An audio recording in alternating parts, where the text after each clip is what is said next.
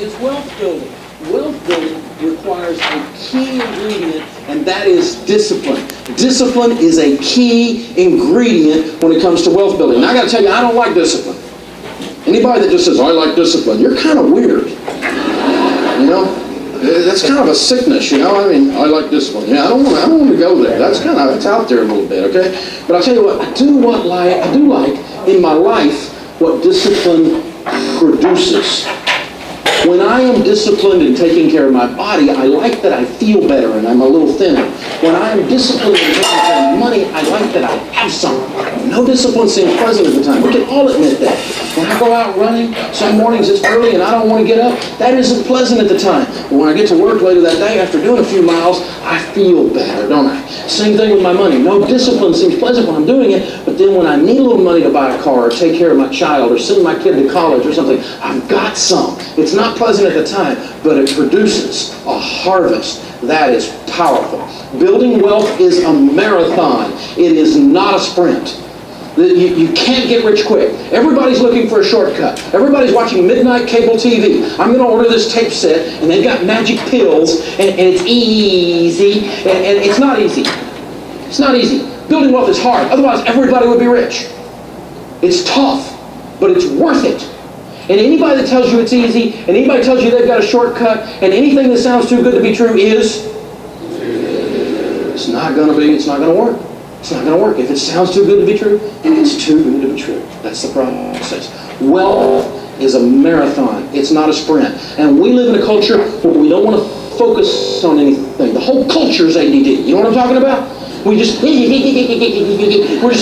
all crazy, you know? We can't keep our eyes on nothing. I mean, talking on a cell phone, putting on the makeup, driving with your knee. I mean, come on. Get out of the left lane. You know? I mean, come on. Right? Concentrate on something. Focus on something. And if you do that long term, that's a marathon. And wealth is a marathon. Anybody that tells you it's a sprint is not smart. Stay away from them. It's not going to work. All the wealthy people I talk to say, Dave, it's a process over time. Here's an example. What if you saved your pizza money or your cable money? $100 a month. Now, some of you spend $150 on cable and $600 on pizza. But on average, let's just say you took $100 a month and you were to save that from age 25 to age 65, your working lifetime. And you were to invest that steady every single month in a good growth stock mutual fund, and we'll talk about that in the investment lesson, and you were to average 12% on your money.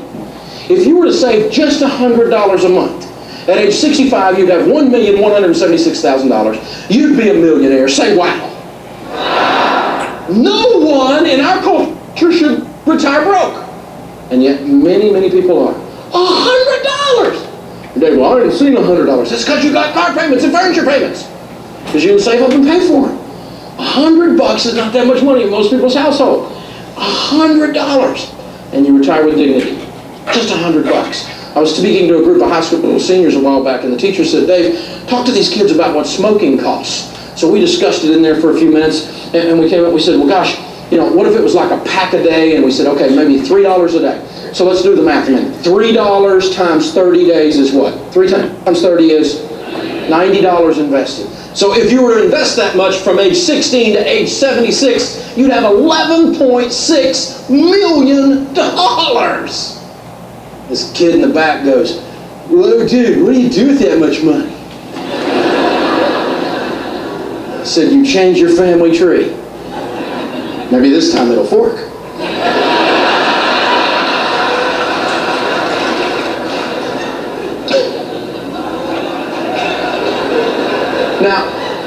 Now I don't smoke, but I have been known to go get me a cup of coffee at Starbucks. And that's like, a friend of mine calls it $5. Right? What if you spent $5 a day at Starbucks? Here's the numbers on that one from age 16 to 76. That's starting early with your coffee. But that's $150 a month. That's $19 million. That coffee smells bitter to me. there's a problem here. You have to think through this. Now, how am I going to do this? How am I going to build this discipline? I got to tell you, I'm just like you. I'm busy. I'm running in 19 directions. I have to have kind of autopilot discipline. So I used pre-authorized checking withdrawals, which is a good way to build discipline. Because if it zaps my account, if those mutual funds come along to my account and they go, smack, right? That account just gets hit really hard at the first of the month, and it automatically moves over to that mutual fund. It happens whether I'm out of town, it happens whether I'm on vacation, it happens whether I'm too busy to sit down and do the checkbook. It happens. And my savings is automatic every month. I need that discipline. I need that automated process to be able to save that way. That is a good way to do it. So what's the secret to saving? Focus and discipline. So hard and such a bummer if you love to shop. That's why you reorder your finances to give first, save second, and then spend last. Discipline requires that you stay on course. Hard to do with all the advertisements and marketing campaigns that are thrown at us every day. They try to take every dollar we have by making us see our wants as needs. Time to stop. You have to stay on course. It's hard when you also have the demands of peer pressure, fitting in, and the latest fashion trends. Trends, fashions, and the latest fad will always change. That's why you can't let these things sidetrack you. If you combine the habit of saving with staying out of debt, you're freeing up your largest wealth building tool, your income.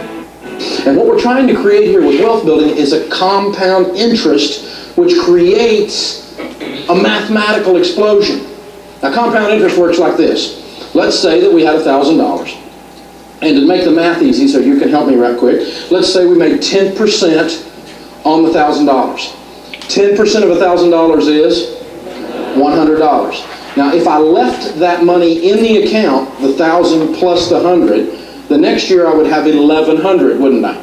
And I would earn 10% on that, which would be $110, right? So the next year I'd have $1,210, and it keeps building up. And every time it builds up, it gets a little more interest every time, because you're not only getting interest on the principal, but you're getting interest on the interest that you've built up.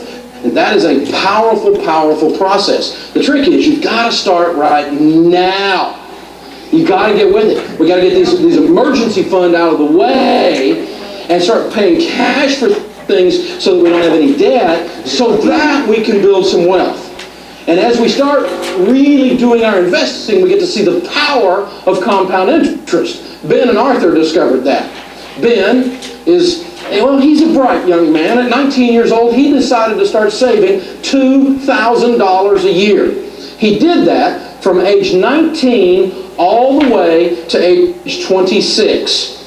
Now, at age 26, how much money did Ben add to his account personally? He used to put in $2,000, but at age 26 or at age 27, how much did he put in?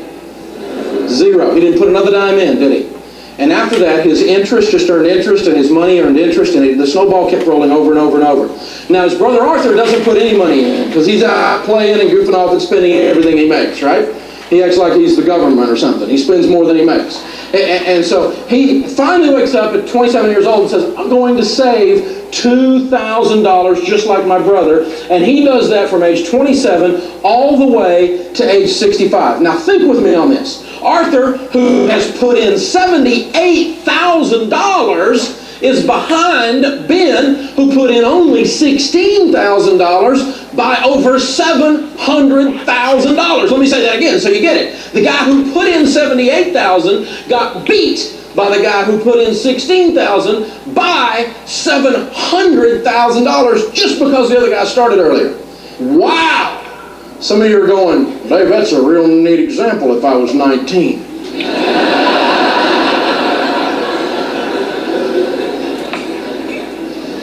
How many of you in here are under age 25? Raise your hand. Very cool. Do you understand that if you understand that chart we just did, and all the implications that it means, and you cause those implications to affect your behavior, I just completely made you a multimillionaire. If you get that one chart. See, I don't think you ought to be allowed to graduate from college or high school until you can explain that chart. It'll change your life to get that one thing.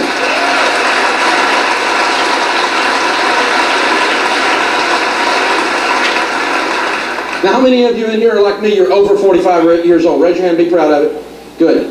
Now, maybe you've got something kind of boiling inside of you right now. Maybe you got something you want to say to those people in here that are under 25 years old. Maybe you would want to yell at them something like, do it, on 3. 1, 2, 3. Young people, did you hear the voice of regret?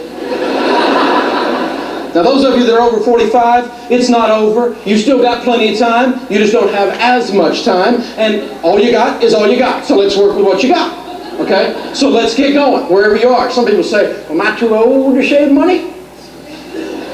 Not if you're still sucking wind. You're going to make it. There's all kinds of things you do. You know, Colonel Sanders never fried any chicken commercially until he was 67 years old. Isn't that amazing? Golda Meir, Winston Churchill did everything they did in their 60s and 70s. My family and I were blessed a couple of years ago. We were able to visit the Sistine Chapel in Rome. And as we were taking a tour with this tour lady, she pointed to the back wall of the Sistine Chapel, which is this huge masterpiece of the Return of Christ. And it was painted, she said, by a 78-year-old Michelangelo. It's not over until you quit. So wherever you are, you start now. But let's get with it. Let's go. Let's go. Let's go. Let's go. Let's go.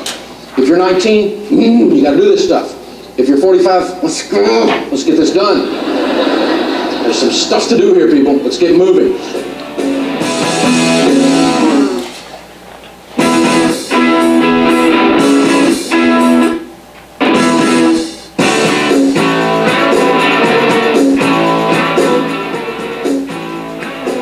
The rate of return of the interest rate that you get on your money is very, very important as well. Something to look at. See, here's an example of that. If you take $1,000 and you put it in the bank and you made 6% on your money and you put it in there at age 25 and you let that compound interest work, you come back 40 years later at 6%, that $1,000 will be $10,000. If you double the rate of return from 6 to 12%, it doesn't double the results, does it? Because compound interest is a mathematical explosion.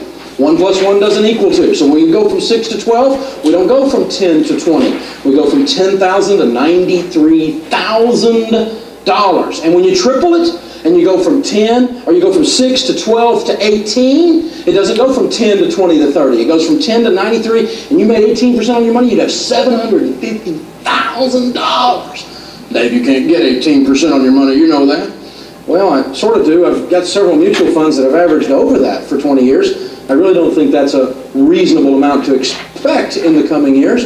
And I don't run my calculations for my future based on 18%, but I've actually owned some conservative investments that have done that. We'll talk about that in another lesson. But I have found a place where you really can get 18% on your money. It's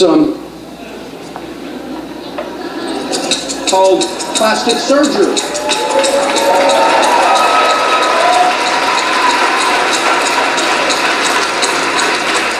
Because mathematically, not paying out 18% is suspiciously like receiving it. You see, what happens to us is this. We take the $1,000 down to the bank, and we open up a bank account. And as we do that, we put the key in the engine of the most sophisticated and well-funded marketing machine ever known to man, and we start the machine. The machine is called the financial institution. They spend more money selling their product and are more sophisticated at selling their product than any other industry. They are absolutely professional marketers. They are very, very good at what they do. So if you go open a savings account, by the time you get home, in your mailbox is one of these, isn't it? And it's in there, and it's like, got a little letter in there that says, welcome to the family. We want to build a relationship with you. And I got that thing out, and I read it said 18%. And I went, nobody borrows money at 18%. That means stupid. I'm not going into debt at 18%. I was in my 20s, and I told my wife, I said, honey, got this stupid credit card, 18%. We don't need the thing, but I'm going to put it right here just in case there's an... Oh, no, you did it too.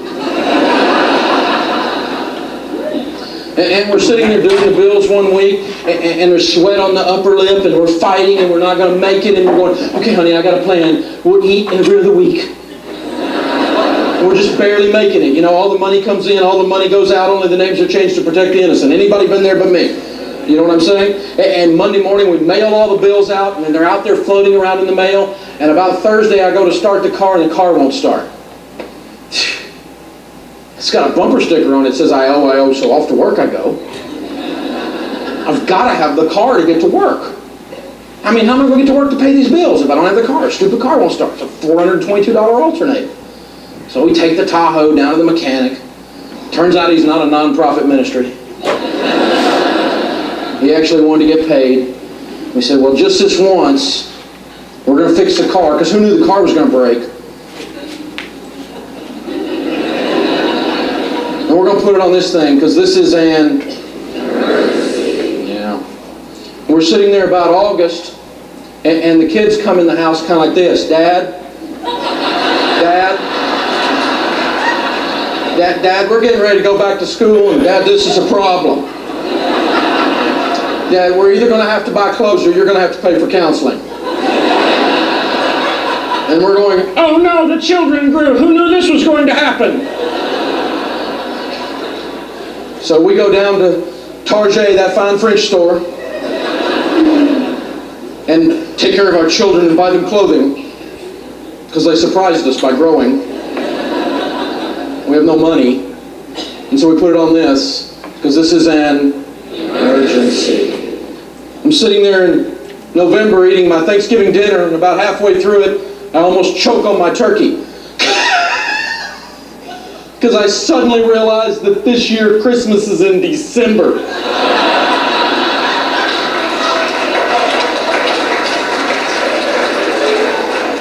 Isn't it amazing how Christmas sneaks up on us, like they move it or something? It's always there. It's not a shock. That's where it is. It's December. Why is this a shock? And then we get all stupid, right? Oh, we have to get little Johnny some plastic stuff. We have to run down to Toys R Them and get some plastic stuff for little Johnny. Because little Johnny's little self-esteem will be damaged if he doesn't get some plastic stuff. And if his little self-esteem is damaged, he will kill 87 people with an axe. And he'll be in the prison, and the prison psychologist will say, little Johnny, why did you kill 87 people with an axe? He said, because I didn't get an Elmo when I was 4. And it'd be all my fault. And this is how parents think. I mean, the kids are going, just want an Elmo. And so we go down to the mall with no money to buy presents for people we don't really like. And 68% of you, that's 7 out of 10 of you, while you were down there shopping with no money for people you didn't like, bought yourself a gift.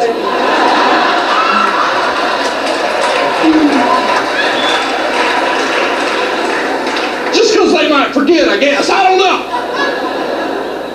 And what we do, we put it on this thing because we didn't know Christmas was coming, so it's in emergency. So we're sitting there in February, the bill comes, there's $1,000 on the Visa bill. We yell through the house at our spouse, get in here. Who put $1,000 on the Visa? We were not going to use the Visa. And your spouse goes, that would be you. And you're going, wasn't me, it was you. And you have a good Visa fight. And if you have a really good one, you do a full audit on the thing to see who caused the problem. And when you do this, you will discover not that you bought a really nice HD TV, not that you bought a rosewood dining room set or went to Hawaii. You will discover that life happened without a plan and Visa caught your slack. Guess who had a plan? Think about it. Here's what we really did, folks. We really took $1,000 of our money, and we took it down to the bank, and we loaned it to the bank at 6%, if we got a really good account. And then they loaned us our $1,000 back at 18%. Now that's a bargain. That's how banks make money. I'm not mad at banks, but when I really got stopped and started thinking about this, I thought, you know what, that's stupid. This isn't working. Because if you look real carefully at this chart, you will see that little red one over 6% there. It really doesn't represent a little red bar. It really looks more like your house. And that big one over 18 looks more like their building. When Sharon and I discovered this, we said, we're not playing anymore. I don't like the game. It's not win-win. It's they win, I lose, I'm out. No, thank you.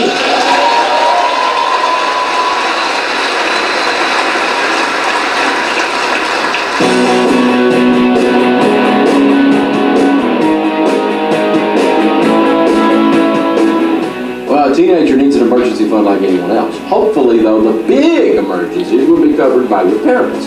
But what would constitute an emergency for you? Maybe some car repairs, maybe an unexpected trip you wanted to take, or an unexpected trip you had to take with family or something. So a little bit of money, maybe $500, would be a great emergency fund for most teenagers. So what we're saying in short is this. If the water in this cup represents money, we need to put some money in the savings cup. If we save money for emergencies, and there's an emergency, we just fix the car, right? It's not a problem. If we save money for retirement, and we get ready to retire, and we want to do that with dignity, we just retire with dignity. If we save money and we want to buy something really nice, like a leather couch or a boat or something that you really want, you save up and pay for it, you just buy the boat. It's not a problem. You write a check, you give them cash, whatever. You can save money for your kids' college, and then they wouldn't graduate like most college seniors will graduate this year with tens of thousands of dollars in student loan debt. But we don't put enough money in this cup. Many people put, as we said, no money in this cup. Instead, we have the tendency to use this cup, the spending cup. And we tend to put all of our money in there so that there's not any. And the problem is when you do this, that when you put all your money in the spending cup, that it's gone.